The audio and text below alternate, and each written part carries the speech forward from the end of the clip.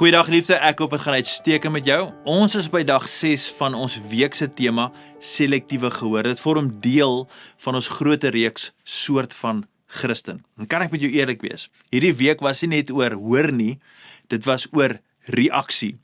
Jesus sê vir ons hierdie kosbare woorde in Johannes 10 vers 27. My skape luister na my stem, ek ken hulle en hulle volg my. Nou het jy dit gesien, het jy dit gehoor? Die skrif sê, hulle luister en hulle volg. Dis nie net hulle hoor nie, of hoor net nie, of net amen sê nie. Hulle doen iets met wat hulle hoor. Nou kan ek jou vra, sommer reguit, net jou uitdaag, wat het God hierdie week vir jou gesê, wat jy nog nie gedoen het nie? Waar praat hy met jou, en jy kies om nog steeds vir hom te ignoreer? Miskien het hy jou gewys iets wat jy moet los, iemand wat jy moet vergewe, 'n praktiese stap wat jy moet neem vir jou lewe, vir 'n verhouding, dalk in jou geloof, en jy het dit gehoor, maar jy het nog steeds nie gereageer nie. En hier is die waarheid, kort en kragtig, baie eenvoudig. Geliefde, ek hoop jy hoor dit, sit jy reg op vir hierdie. Jou lewe verander nie wanneer jy meer hoor nie, jou lewe verander wanneer jy begin doen dit wat jy hoor, dit wat die Heilige Gees vir jou sê. Dis waar die krag lê. Dit lê nie in nog kennis nie, maar dit lê in meer gehoorsaamheid. En hier is die baie mooi ding. Jy hoef nie alles op een slag reg te kry nie. Dis net een stap, een tree op 'n slag, een gehoorsame besluit, een reaksie.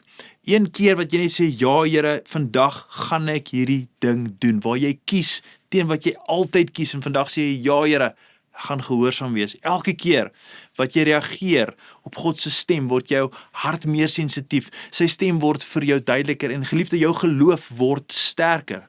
So as ek jou mag uitdaag vandag, hierdie einde van die week, op Saterdag, ek weet nie wanneer hierdie oordenking kykie, maar moenie hierdie week los as net nog inligting nie, maak dit persoonlik. Maak dit vir jou real, soos die Engelsman sê. Vat daai een ding wat God vir jou gewys het en doen iets daarmee. Doen dit vandag nog. Nie môre nie, nie wanneer jy reg voel nie, nie eendag wanneer ek daar gaan uitkom en wanneer ek groter is of wat ook al nie. Nee, doen dit vandag. Geliefde, want dit is hoe jy beweeg van selektiewe gehoor na 'n lewe wat oorgegee is. Van selektiewe gehoor na 'n lewe van gehoorsaamheid. Dit is waar God, hy wil met ons daar werk. Ek hoop hierdie week so denkings het jou hart geskuif, jou gedagtes geskuif. Ek hoop jy skakel môre in. Môre het ek 'n spesiale gasprediker wat die tweede gedeelte van die reeks met ons gaan deel, en ek gaan niks meer sê nie. Julle moet asseblief inskakel om te kom hoor hoe daai preek gaan. Maar van nou op Saterdag kom ons bid saam en ons vra vir die Here se genade. Hemelse Vader, so baie dankie vir u enorme genade oor ons lewens.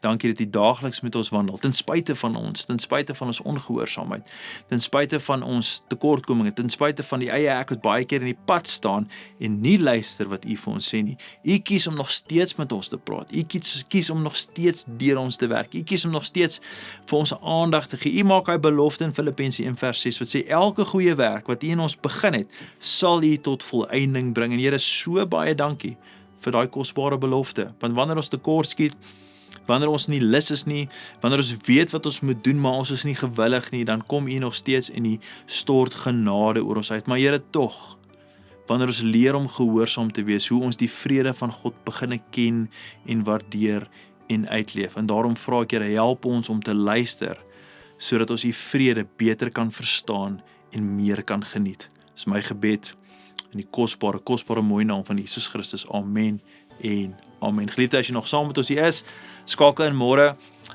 Sondag gaan daar 'n spesiale prediker wees wat gaan deel op Moedersdag. En ek hoop regtig julle sal die woord geniet, soos ek ook uitsien om dit te hoor. Gaan in vrede. Gaan in vrede. Geliefde, gaan in vrede. Totsiens.